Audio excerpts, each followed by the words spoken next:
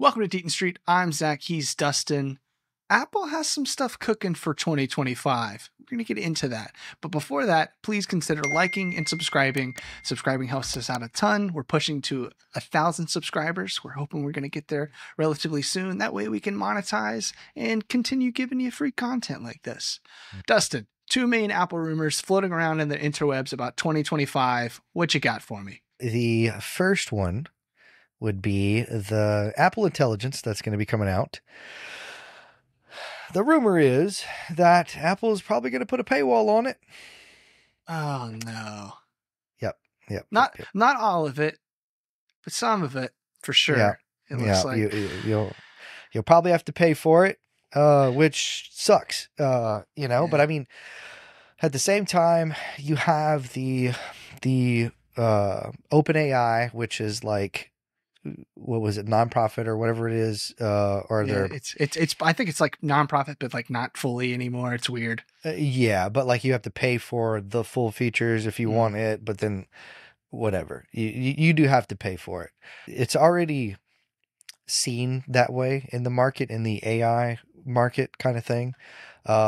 It just, I mean, come on, Apple, you're giving us this device that has these new sweet features, and why does it have to come with a subscription? Everybody knows how we feel about certain subscriptions.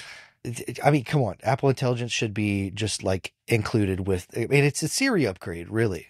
So from the article, and shout out Mac Rumors. We were pulling both of these rumors from Mac Rumors. Please, we will put the articles below. Please go check them out.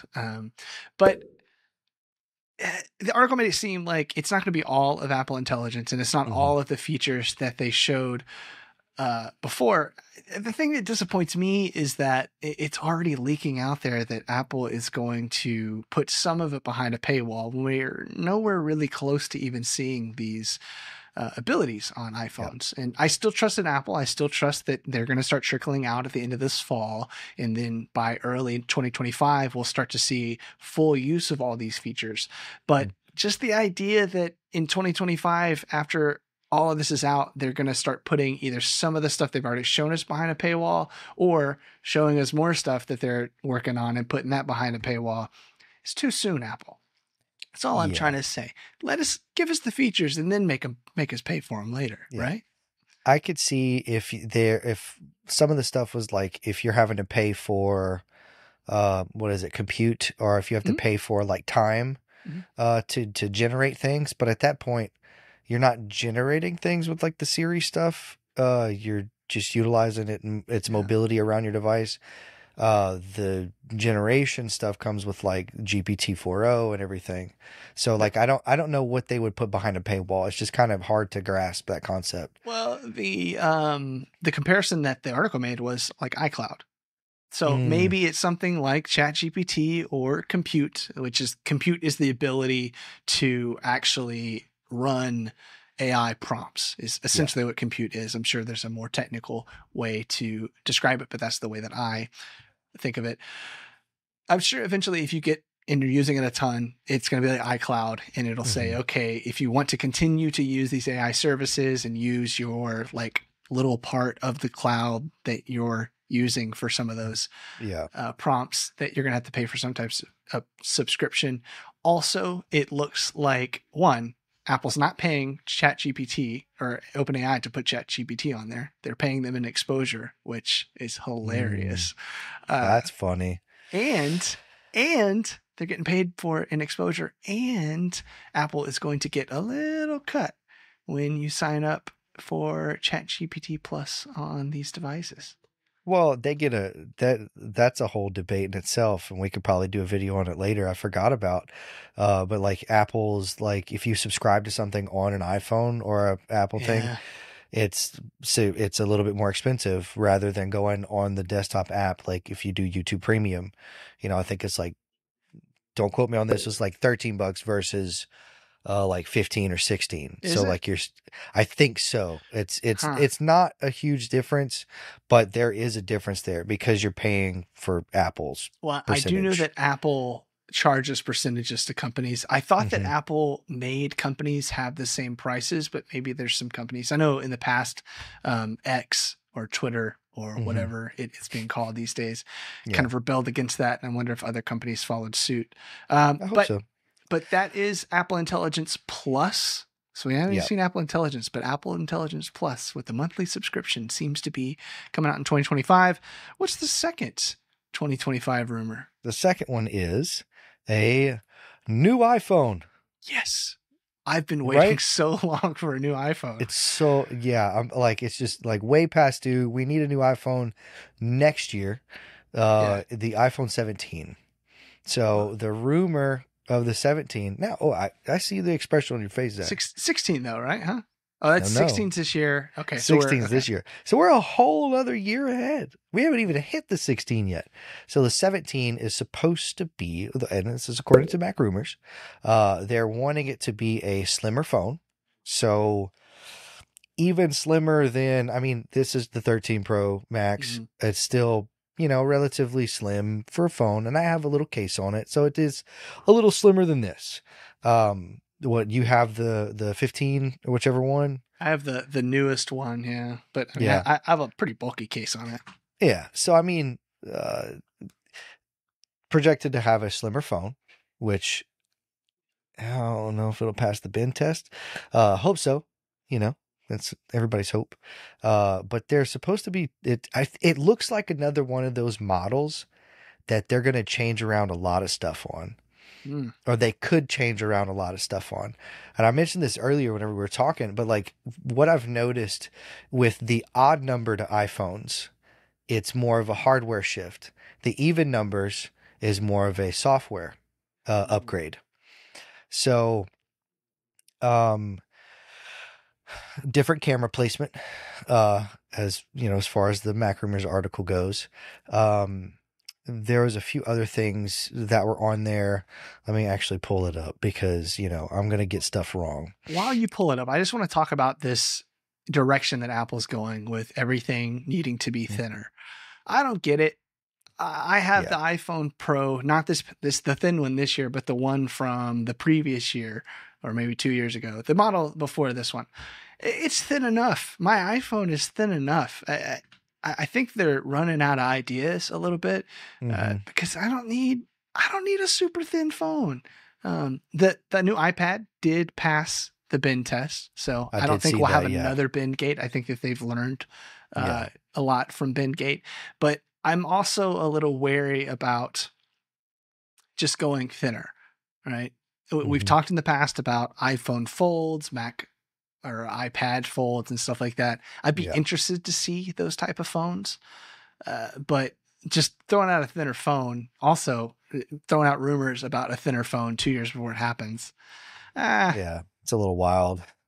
So some of the other things, so we have the thinner design, and I'm just going to kind of read the actual sections, and we'll list the article down there. A smaller display, kind of weird. Relocated cameras. That's because interesting. Of the thinner design, they have to. Yeah, you got to. Anti-reflective coating, ProMotion technology. The anti-reflective coating, is that the same that it was on the iPad Pros that is coming out? Is that the same thing? It could be. Let's see, a scratch resistant. It looks super hard anti-reflective coating. It doesn't say anything in here that it is like the iPad. All I see is like the Galaxy S24 Ultra. I don't want that in my phone. I don't know why folks would want that in their iPad. You can make that you can put a film over your phone to do that. Yeah, or screen protector. Your iPad. Yeah. So that's not something I would ever want baked into my phone. And maybe some folks have already done that with their iPads and they like it, but I would rather have that as an option to change. Yeah, and maybe they might have some of these things as an option. Like I could see that being an option. I don't see this ProMotion technology, whatever that may be. ProMotion. So let's see. The iPhone. I could use a ProMotion. That'd be nice. So lame. Yeah. Basically, ProMotion allows the display to ramp up to 120 hertz refresh rate for smoother scrolling and video content. So that's pretty cool. Cool. Andrew's had that for forever, but yeah. I don't see that being an optional thing. Let's see, an improved selfie camera. Thank goodness. Thank goodness. Thank goodness. Goodness. Internal upgrades, and it's going to be probably a higher price. Sure. You know.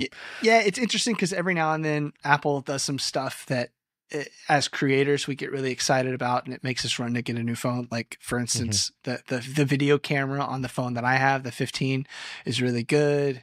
It has RAW, all that other stuff. And then sometimes, like the next year, it kind of seems like it's just going for the kids and the selfies and the TikToks and everything. So yeah, I'm fully believing that they do the software hardware alternate years kind of thing, because like the 15 upgraded the cameras. I fully expect, and don't quote me on this, but I fully expect the 16 to be basically the same model that you have with some internal upgrades, software upgrades, which I mean, they've announced all the software upgrades already, you know, so I think that's just what it's going to be. It's going to be the 15 with all the new stuff, which you'll be able to get the updates on the 15s. So, you know, you don't have to upgrade if you don't want to. So do we think that, 2024 has actually been a pretty big year for Apple as far as products go, or I guess products and software, because products, you look at the Apple Vision Pro, you love it, you hate it. It's out there. You can buy it today. People have it on in public. It's a thing, right? It still sure is a thing. It's still in its meme stage, just like the AirPod when they came out. AirPods were, they had a meme stage for a very long time. We will see if the Apple Vision Pro or Apple Vision in general gets past the meme stage. I have my doubts, but we will see. And then we've had big software upgrades with AI and stuff that's supposed to come out the end of this year, but I think probably early next year. I think as far as hardware on the iPhone side, next year's going to be a little bit of a dud. That's just me though. Yeah. I'm interested to see what it's going to be. Is it going to be one of those revolutionary design changes? Probably not. Especially with the thinner design, if they're going with that. The camera rearrangement is kind of cool to me, just because we've had, the cameras in this sort of orientation or the two for quite a while. I'm interested to see, what they'll put, or how they'll record them, how they'll arrange them. Could offer, better camera angles, when you're using your phone. I don't ever use my phone, I use my camera. It is what it is. I think it's an opportunity to sell new cases, but the thinner iPhones are part of that too.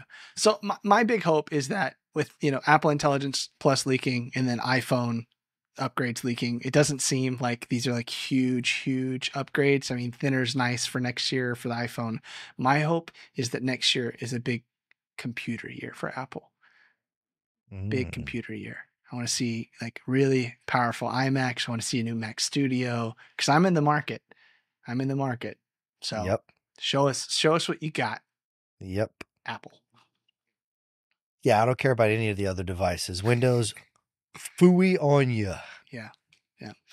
Let us know what you think about the rumors. Are you excited about 2025? I mean, it's July and we're already looking to next year, but that's how tech goes. Let us know in the comments below, and we will see you next week. Peace. See ya.